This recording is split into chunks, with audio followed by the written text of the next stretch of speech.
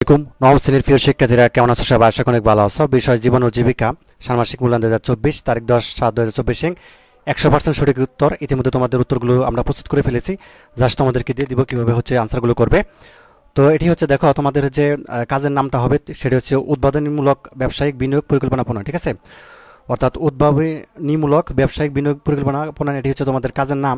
এবং প্রথম অংশে কি রয়েছে, পরিবারের জন্য ব্যবসায় নির্বাচন, অর্থাৎ তোমার পরিবারের জন্য ব্যবসা নির্বাচন করতে হবে। প্রথমে ধাপ ক খ গ গ উম পর্যন্ত দেওয়া আছে, সবগুলো আমরা করব। তো এটি হচ্ছে আমরা প্রথম অংশটা আগে করে ফেলি, ঠিক আছে। তো চলো আনসারটা দেখা যাক প্রথমেই। তো আমাদেরকে ধাপ কয়ে যেটি বলা হয়েছে পারিবারিক আর্থিক পরিস্থিতি বিশ্লেষণ করতে বলা হয়েছে, ঠিক আছে। প্রথমে আমাদেরকে কাজটা কি করতে বলা হয়েছে, যে পারিবারিক যে বাজেট সেটা তৈরি করতে বলা হয়েছে। বাজেট মানে হচ্ছে পরিবারের আসলে কী পরিমাণে একটা খরচ হয় প্রতি মাসে, এরকম একটা বাজেট তৈরি করতে বলা হয়েছে, ঠিক আছে। তারপর হচ্ছে আমরা বাকি অংশ দেখব। তো প্রথমে আমরা পারিবারিক বাজেট তৈরি করে ফেলি। তো উত্তরটি আমরা এভাবে করতে পারি, দেখো ক্রম সংখ্যায় 1 2 3 এভাবে হচ্ছে আমরা অনেকগুলো দিতে পারি। তো উদাহরণস্বরূপ আমি এখানে 5 পর্যন্ত দিয়েছি, তুমি চাইলে আরও কম বেশি করতে পারো, ঠিক আছে। তো মূল খাদ্য যেমন খাদ্য, উপখাদ্য রয়েছে চাল আটা তেল মাছ মাংস সবজি ফলমূল মিষ্টি, ঠিক আছে। তো দেখো চাল আটা তেল মাছ মাংস সবজি এগুলো হচ্ছে আমাদের 7,000 টাকা লাগে ধরলাম বাজেট, ঠিক আছে। এবং ফলমূল হচ্ছে 1,000 টাকা বা মিষ্টি হচ্ছে 500 টাকা আমরা ধরে নিলাম আর কি। তো দুয়ে বস্ত্র হচ্ছে নতুন কাপড় লাগে 2,000 টাকা বা কাপড় সেলাই 500 টাকা বা কাপড় ধোয়া 500 টাকা, ঠিক আছে। তো তারপর থেকে 3 বাসস্থান, তো বাসা ভাড়া হচ্ছে 0 টাকা। আর যারা বাসায় থাকো তারা হচ্ছে এখানে বাসা ভাড়াটা লিখে দেবে, ঠিক আছে। আর নতুন ঘরের খরচ আমরা 1500 টাকা লিখলাম। তো শিক্ষা চাইলে রয়েছে শিক্ষা, তো শিক্ষা প্রতিষ্ঠানের বেতন 700 টাকা বা শিক্ষা সামগ্রী যেমন বই খাতা কলম এগুলো কিনতে লাগলে 300 টাকা, ঠিক আছে, আমরা ধরলাম। তো তারপর দেখো পাশে দিয়েছি যোগাযোগ ও যাতায়াত, তো যাতায়াত ভাড়া যেমন 1,000 টাকা ধরেছি আমি। তো এখানে আমাদেরকে মোট কত টাকা দেখো, তো মোট হচ্ছে আমাদের 15,000 টাকা। এটা হচ্ছে আমাদেরকে পারিবারিক একটা বাজেট তৈরি করলাম এইভাবে। তো এটা হচ্ছে আমাদের প্রথমে পারিবারিক একটা বাজেট তৈরি করতে বলা হয়েছে। তো এই বাজেটের পরে আমাদেরকে কি বলা হয়েছে, যে পরিবারে আর্থিক অপচয় রোধ। এই যে আমরা যে বাজেট তৈরি করলাম, ঠিক আছে, আরও অন্যান্য বাজেট আছে, ঠিক আছে, পরিবারের অন্যান্য বিষয় খরচ আছে বা বাজেট রয়েছে। তো যাই হোক আমরা হচ্ছে 5 পর্যন্ত তৈরি করেছি, তুমি চাইলে আরও কম বেশি করতে পারো, কোনো সমস্যা নেই, 5 পর্যন্ত করলেই হবে গুরুত্বপূর্ণ বিষয়গুলো।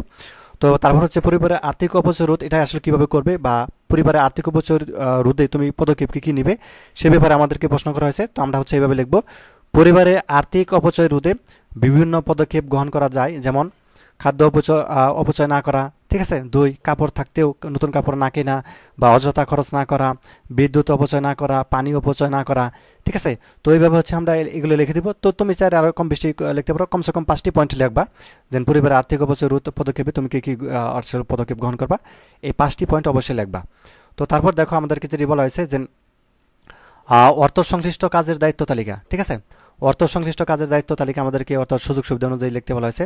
তো আমরা এভাবে লিখতে পারি, যে পরিবারের বর্তমান আর্থিক অবস্থা বিশ্লেষণ বা বিনিয়োগের খাত নির্বাচন, বিনিয়োগের লক্ষ্য উদ্দেশ্য নির্ধারণ বা বিনিয়োগের ফলাফল মূল্যায়ন। তো এই বিষয়গুলো হচ্ছে আমরা লিখে দিতে পারি। তো তারপর দেখো আমাদের ধাপ ক্ষয়ে আমাদেরকে বলা হয়েছে ব্যবসার ধরন নির্বাচন করতে বলা হয়েছে, ঠিক আছে। আমরা যে ব্যবসাটি করব সেটি আসলে ধরনটা আসলে নির্বাচন করতে বলা হয়েছে, যে ব্যবসার ধরন। তো উদ্ভাবনীমূলক ব্যবসার নাম হলো কাপড়ের ব্যবসা। তো আমাদেরকে একটা ব্যবসা নির্বাচন করতে বলা হয়েছে, তো আমরা দিলাম কাপড়ের ব্যবসা করব, এটা হচ্ছে আমরা নির্বাচন করলাম। তো কেন নির্বাচন করলাম সেটি দেখি। তো এই ব্যবসাটি একটি দীর্ঘমেয়াদী ব্যবসা হবে, ঠিক আছে। তো আমরা যেটি করব সেটি হচ্ছে কি দীর্ঘমেয়াদী ব্যবসা। তো এই ব্যবসাটি বেছে নেওয়ার কারণ হলো কাপড়ের ব্যবসাটি স্বল্প পুঁজিতে করা যায়, তাছাড়া পারিবারিক চাহিদা পূরণ করবে কাপড়ের ব্যবসায়ের মাধ্যমে। তাই আমি উদ্ভাবনীমূলক ব্যবসা হিসেবে কাপড়ের ব্যবসা বেছে নিয়েছি, ঠিক আছে। তো এটা হচ্ছে আমরা ধাপ ক্ষয়ে ব্যবসায় নির্বাচন লিখে দিব। তো তারপর দেখো আরও অংশ রয়েছে আমাদের, আচ্ছা এতটুকুই রয়েছে, এতটুকু আমাদের হচ্ছে প্রথম অংশ শেষ আমাদের, ঠিক আছে। তো এতটুকু হচ্ছে আমাদের প্রথম অংশ শেষ, এবং হচ্ছে আমরা এর পরের যে ভিডিওটি সেটাই হচ্ছে আমরা দ্বিতীয় অংশ দেখব।